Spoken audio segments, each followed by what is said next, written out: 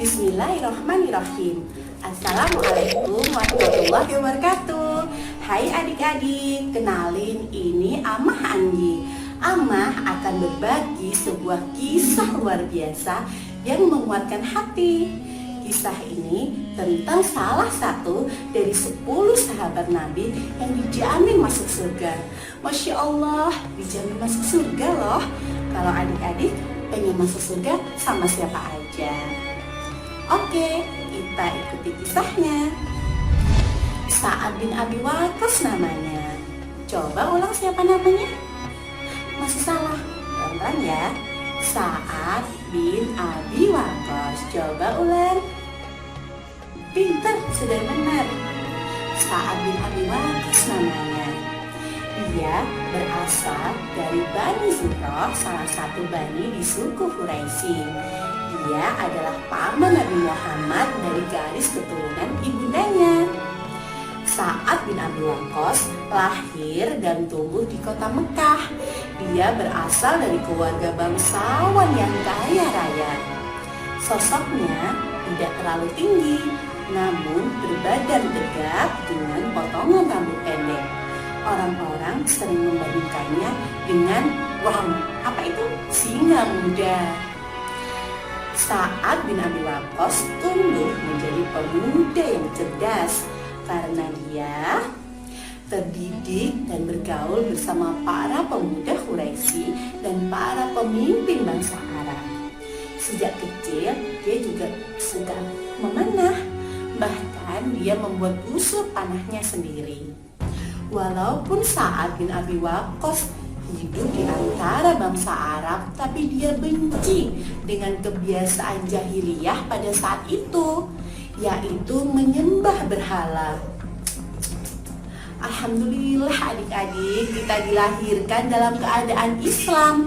Ini adalah nikmat luar biasa dari Allah, nikmat yang harus kita syukuri.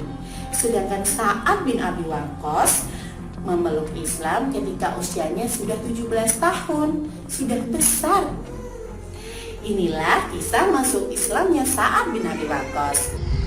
Suatu hari datanglah Abu Bakar As-Siddiq yang dikenal sebagai orang yang terpercaya dan juga amanah. Dia menemui Sa'ad atas perintah Rasulullah. Rasulullah mengundang Sa'ad di sebuah bukit di dekat kota Mekah. Sa'ad bin Abi Waqqas pun memenuhi undangan Rasulullah tersebut, dan pertemuannya bersama Rasulullah sangat berkesan di hatinya, sehingga dia mantap mengikrarkan 2 kalimat syahadat. Sa'ad bin Abi Waqqas adalah golongan sahabat yang pertama-tama masuk Islam. Mendengar putra kesayangannya meninggalkan agama nenek moyangnya, ibu Sa'ad pun marah dan sedih. Dia berpikir bagaimana caranya agar bisa anak kesayangannya tersebut menyembah berhala bersamanya kembali. Lalu ibunda Sa'ad melakukan aksi mogok makan dan mogok minum. Iya adik-adik, selama beberapa hari ibunda Sa'ad bin Abi Waqqas tidak makan dan tidak minum hingga kondisinya sangat lemah. Lalu keluarga besarnya memanggil Sa'ad untuk menemui ibunya, berharap Sa'ad iba dan kembali menyembah berhala bersama mereka dan meninggalkan agama barunya, yaitu Islam. Namun kecintaan Sa'ad terhadap Allah, Islam dan Rasulullah mengalahkan semua itu. Datanglah Sa'ad menemui ibundanya. Sa'ad pun sedih melihat kondisi ibunya yang sangat mengkhawatirkan. Dan Sa'ad berkata lemah lembut kepada ibundanya, "Wahai ibu, demi Allah, jikalaupun ibu mempunyai 100 nyawa dan satu persatu nyawa itu binasa, aku tetap tidak akan meninggalkan agama Islam. Makanlah wahai ibu, jika ibu mengetahuinya. Jika tidak, itu terserah ibu." Dan Allah pun menurunkan sebuah ayat di dalam surat Al-Luqman, yaitu ayat 15. Ama baca ya. Bismillahirrahmanirrahim. Dan jika keduanya memaksamu untuk mempersekutukan aku dengan sesuatu yang engkau tidak ketahui, maka janganlah engkau mentaati keduanya, dan pergaulilah keduanya di dunia dengan baik, dan ikutilah jalan orang yang kembali kepadaku. Kemudian hanya kepadakulah tempatmu kembali, maka akan aku beritahukan kepadamu apa yang telah kamu kerjakan. Rasulullah pun bangga terhadap pamannya ini. Ketika Rasulullah duduk-duduk bersama para sahabatnya, beliau pun memuji Sa'ad. Di dalam hadis riwayat Al-Hakim dan At-Tabrani, ini pamanku, maka hendaklah seseorang memperlihatkan pamannya kepadaku. Dan juga Rasulullah berdoa kepada Allah agar doa Sa'ad menjadi doa yang tidak tertolak. Menurut sebuah hadis, Rasulullah bersabda, "Ya Allah, tepatkanlah lemparan panahnya dan kabulkanlah doanya." Berkat doa Rasulullah inilah Sa'ad Abi Waqqas menjadi prajurit yang berani dan juga ahli ibadah yang tidak tertolak doanya.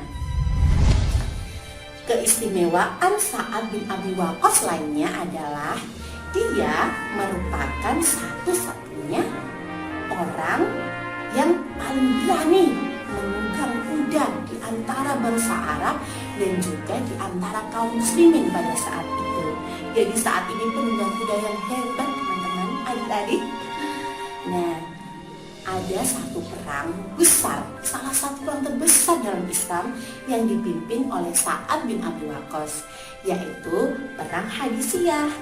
Perang ini adalah perang kaum muslimin yang berjumlah 3.000 saja melawan pasukan kekaisaran Persia yang berjumlah lebih dari 100.000. Jadi gak banding ya, totalnya muslimnya cuma 3.000 dan Persianya 100.000 lebih, dan juga persenjataannya lengkap. Nah, kekaisaran Persia ini adik-adik adalah salah satu negara terkuat pada saat itu. Tapi jangan lupa, Sa'ad adalah seseorang pemimpin yang mempunyai senjata panah, yang panahnya tidak pernah meleset, dan juga doanya tidak pernah tertolak, dan dia juga penunggang kuda yang berani. Maka dengan ini Allah menurunkan kemenangannya pada kaum muslimin dan runtuhlah kekaisaran Persia yang begitu kuat itu. Dan juga Allah melimpahkan harta kekayaan yang banyak kepada Sa'ad bin Abi Waqqas yang dia pergunakan untuk berjihad di jalan Allah. Sa'ad pun terkenal akan keberaniannya dan kedermawanan hatinya. Sa'ad bin Abi Waqqas usianya sekitar 80 tahunan. Menjelang kematiannya, Sa'ad bin Abi Waqqas memanggil putranya, "Wahai putraku, kafanilah aku dengan jubah ini, karena aku ingin bertemu Allah dalam pakaian ini." Adik-adik tahu jubah apa itu? Itu adalah pakaian yang digunakan Sa'ad ketika perang Badar. Masya Allah, Allahu Akbar. Kisah Sa'ad bin Abi Waqqas begitu luar biasa ya adik-adik. Adik-adik pun harus menjadi anak yang sholih dan sholihah.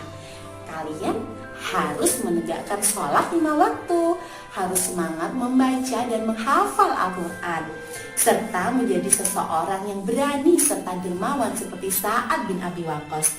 Insya Allah adik-adik akan menjadi pejuang Islam, penerus Sa'ad bin Abi Waqqas, dan juga penerus perjuangan Rasulullah dan para sahabatnya.